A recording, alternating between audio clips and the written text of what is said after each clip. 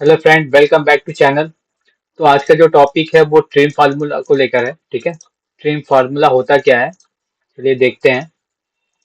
तो trim actually होता क्या है, लाइक आपने देखा होगा डेटाबेस जो है वो एक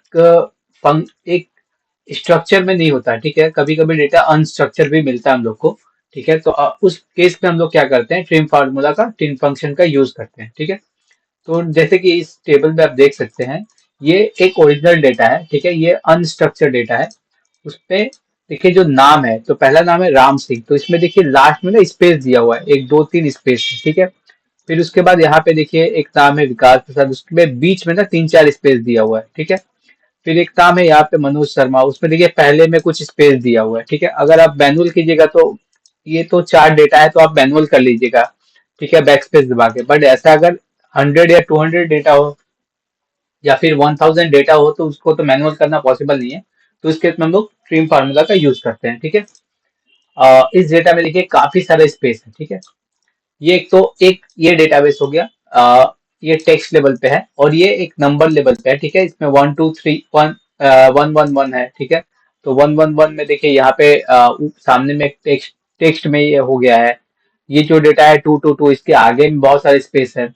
एक 3 3 है, इसमें देखिए लास्ट में बहुत सारा स्पेस है। ठीक है, तो इसको कैसे ठीक करते हैं। ठीक है, तो देखिए पहला वाला जो है, हम लोगों ने यहाँ पे हम लोग फार्मूला लिखेंगे। तो फार्मूला आपको पता होगा स्टार्ट कैसे होता है, इक्वल टू से। इक्वल टू लिखेंगे ट्रिम। ठीक है, ट्रिम। ठीक है, ट्रिम लिखने के बाद आप टैब दबा भी सकते हैं या डबल क्लिक कर सकते हैं या यहाँ पे, ठीक है, जो भी आपका दिल करे वो कर सकते हैं। ट्रिम लिख के आप टैब दबा दीजिए। ठीक है, बहुत जन टैब नहीं दबाते हैं, बहुत आदमी क्या करते हैं, ट्रिम लिखते हैं, उसके बाद यहाँ पे क्लिक कर देते हैं, डबल क्लिक। तो ऐसे भी कर सकते हैं, बट बैक स्पेस टैब दबाना काफी प्रोफेशनल होता है। ठीक है, तो मैंने ट्रिम लिख के टैब दबाया, फिर इस टेक्स्ट को मैं पकड़ लेता हूँ। ठीक है, C5 लिख के मैं ब्रैकेट क्लोज कर देता हूँ और इंटर मार देता हूँ। ठीक है, तो देखिए यहाँ पे राम सिंह आ गया, बट लास्ट में जो स्पेस था इसमें स्पेस नहीं है, इसमें फार्मूला लेवल पे आ गया, तो अभी नहीं समझ में आएगा। इसको मैं टेक्स्ट जब कर दूंगा तो ये आपको उस हिसाब से दिखेगा। ठीक है, मैं इसको क्या करता हूँ, सिंपली कॉपी करता हूँ और यहाँ इस सबको सिलेक्ट करके कंट्रोल V कर देता हूँ। ठीक है, तो देखिए यहाँ पे सारा नाम देखिए ठीक हो गया, यहाँ पे स्पेस है ना काफी सारा, ये स्पेस यहाँ ठीक हो गया, यहाँ पे पहले स्पेस था वो आप यहाँ का स्पेस हट के ये ठीक हो गया। ये अमर अग्रवाल में बीच में बहुत सारा स्पेस है, ये भी ठीक हो गया। ठीक है, तो ऐसे इसको आप फंक्शन देके कर सकते हैं। ठीक है, फिर इसको अगर आप चाहें तो इस नाम पे कर सकते हैं, तो कॉपी करके कंट्रोल अल्ट V या फिर राइट क्लिक करके टेक्स्ट में कंट्रोल पेस्ट कर दीजिएगा, तो ये क्या होगा, ऐसे ही एक्चुअल जो डेटा है डेटाबेस जैसा होता है वैसे ही हो जाएगा। ठीक है, तो देखिए ये सिंपली डेटा के हिसाब से हो गया, इसमें ना कोई स्पेस एक्स्ट्रा है, ना आगे ना पीछे ना लास्ट। ठीक है, अब आते हैं नंबर पे। ठीक है, ये टेक्स्ट लेवल पे था, ये नंबर लेवल पे आते हैं। तो नंबर लेवल पे क्या होता है कि सेम ही होता है। ठीक है, हम यहाँ पे इक्वल टू ट्रिम लिखेंगे। ठीक है, ट्रिम लिखने के बाद इसको सिलेक्ट कर लेंगे और इंटर दबाएंगे, तो देखिए यहाँ पे नंबर लेवल पे ये कन्वर्ट हो गया। इसमें भी सेम केस। ठीक है, इसमें भी सेम केस।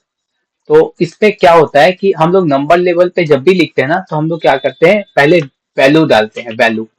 ठीक है, वैल्यू वैल्यू देने से क्या होता है कि ये जो नंबर है वो वैल्यू में कन्वर्ट हो, टेक्स्ट में ना हो। ठीक है, तो पहले लिखेंगे हम लोग वैल्यू, इक्वल टू वैल्यू। देखिए मैं मेरा एक आदत है, मैं प्लस से भी स्टार्ट करता हूँ फार्मूला बहुत दिनों से, तो मैं प्लस से भी लिख देता हूँ, प्लस से या इक्वलिटी से ये बात बराबर है। ठीक है, चलिए मैं इक्वलिटी से ही कर देता हूँ आप लोगों के लिए। तो वैल्यू क्लिक करेंगे, वैल्यू टाइप करेंगे, उसके बाद वैल्यू दिख रहा होगा आपको, वैल्यू पहला वाला जो वैल्यू लिखा हो, उसके बाद टैब दबाएंगे। उसके बाद लिखेंगे हम लोग ट्रिम।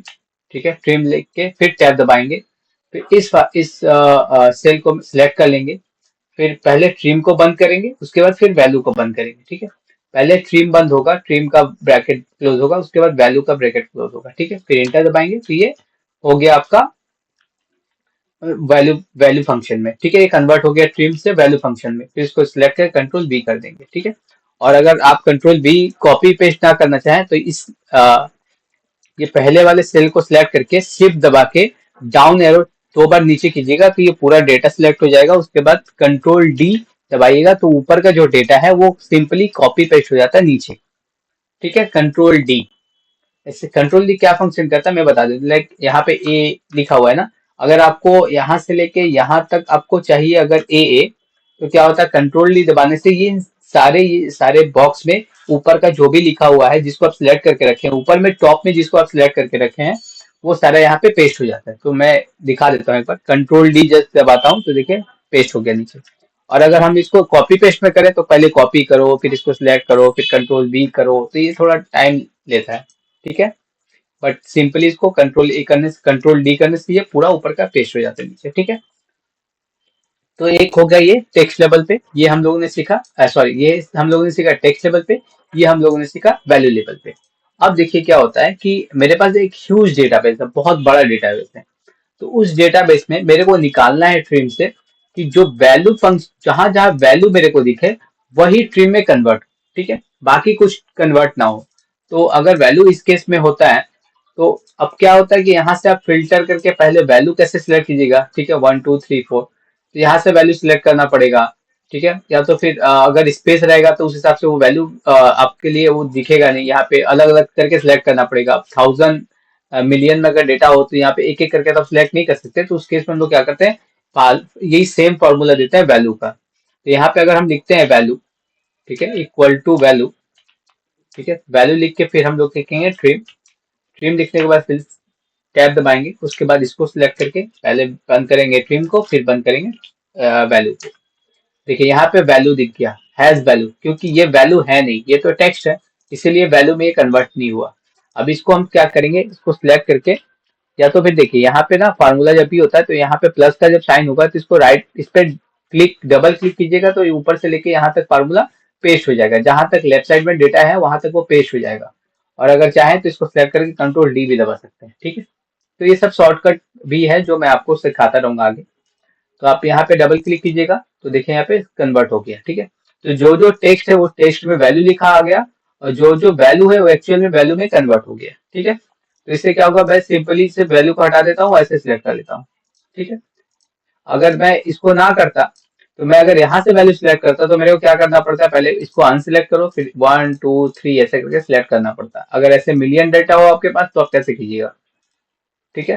तो इससे सिंपल वे में हम लोग ट्रिम का फॉर्मूला लिखते हैं, उसके बाद जस्ट वैल्यू को अनचेक कर लेते हैं, और सारा वैल्यू पे यहाँ पे सिलेक्ट हो जाता है। बस इसको कॉपी करके कहीं पे भी आपको रखना है रख सकते हैं आप, या फिर इसका यूज करना आगे तो वैसे आप कर सकते हैं, ठीक है।